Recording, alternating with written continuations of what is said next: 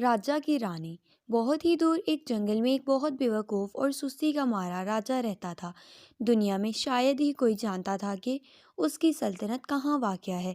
وہ سارا دن اپنے تخت پر لیٹا رہتا اور اس کے ملازم مور کے پروں سے بنے پنکھوں سے اسے ہوا کرتے رہتے۔ ایک دن اس نے فیصلہ کیا کہ اسے بھی شادی کر لینی چاہیے۔ اس نے اپنے وزیروں اور مشیروں کو دنیا کے ہر کونے میں بھیجا۔ اس کے وزیر اور مشیر بھی اسی کی طرح کے عقل مند تھے۔ اس نے وزیروں کو کہہ کر بھیجا تھا کہ اس کی بیوی ایسی ہو جو زمین پر بھی چل سکے اور ہوا میں بھی اڑ سکے، جس کی شکل انسانوں جیسی ہو لیکن وہ انسان نہ لگتی ہو، اس کے 4 بازو اور 4 ٹانگیں ہوں۔ بیچارے وزیر اور مشیر سخت پریشانی کے عالم میں دنیا بھر میں مارے مارے پھر رہے تھے۔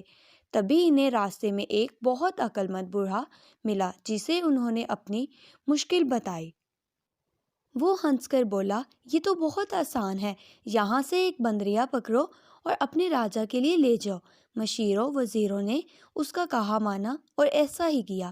راجا نے بندریا کو دیکھا تو غصے سے کہنے لگا، تم پاگل ہو، یہ تو بندریا ہے۔ تو وزیروں نے راجا کو جواب دیا، راجا کا راج سلامت رہے، حضور نے جو شرطیں بتائی تھیں اس پر یہی پوری اترتی ہے۔ یہ دنیا میں واحد جاندار ہے جس کی شکل انسانوں سے ملتی ہے، لیکن یہ انسان نہیں ہے۔ یہ درختوں پر ایک درخت سے دوسرے درخت تک اڑ کر جا سکتی ہے اور زمین پر بھی آسانی سے چل سکتی ہے۔ یہ ٹانگوں سے بازوں کا کام لیتی ہے اور بازوں سے ٹانگوں کا، اس لیے اس کی 4 ٹانگیں بھی ہیں اور 4 بازو بھی۔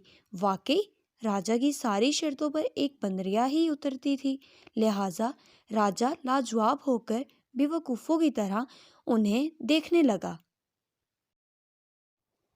پھر بندریا سے تو اس نے شادی کیا کرنی تھی، وہ ساری عمر کنوارا ہی رہا، لیکن لوگ بندریا کو نہیں بھولے اور راجا کی غیر موجودگی میں اسے بندریا کا شوہر ہی کہتے رہے۔